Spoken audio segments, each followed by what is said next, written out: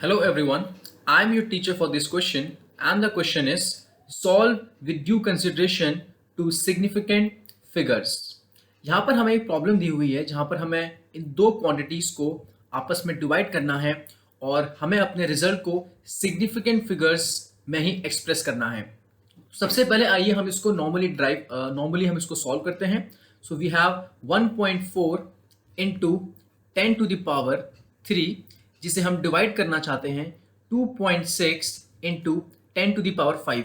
अगर हम ध्यान से अपने न्यूमरेटर को देखें तो it has only two significant figures 1 and 4 और अगर हम डिनोमिनेटर को देखें तो it also has two significant figure जो कि है हमारा 2 एंड 6। अगर हम इसको फाइनली हम इसको डिवाइड करते हैं so we will have 5.835 into 10 to the power minus का 3। अब हमें अपने रिजल्ट को सिग्निफिकेंट फिगर्स में एक्सप्रेस करना है तो हमारा न्यूमरेटर और डिनोमिनेटर दोनों का ही सिग्निफिकेंट फिगर नंबर क्या है 2। ये भी 1 4 है, यहां पर भी हमारे पास दो फिगर्स हैं, नीचे भी हमारे पास दो फिगर्स हैं। तो हमें अपने रिजल्ट को अब राउंड ऑफ करके 2 सिग्निफिकेंट फिगर में एक्सप्रेस करना होगा।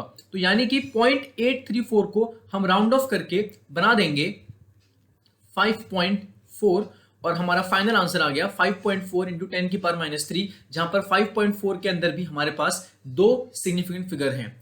Keeping one thing in mind, अगर हमारे पास हमारे प्रॉब्लम्स में जो भी लीस्ट सिग्निफिकेंट फिगर होता है हम उससे अपने रिजल्ट को मैच करवाते हैं। अगर हमारे पास यहाँ पर ऊपर सिर्फ 1 होता यानी कि that will be least significant figure, तो हम अपने प्रॉब्लम को राउंड ऑफ करते अप टू 1 सिग्निफिकेंट फिगर। तो ये था इस क्वेश्चन का solution. Hence 5.4 into 10 to the power minus 3 is the required answer. I hope you understood the explanation. Thank you.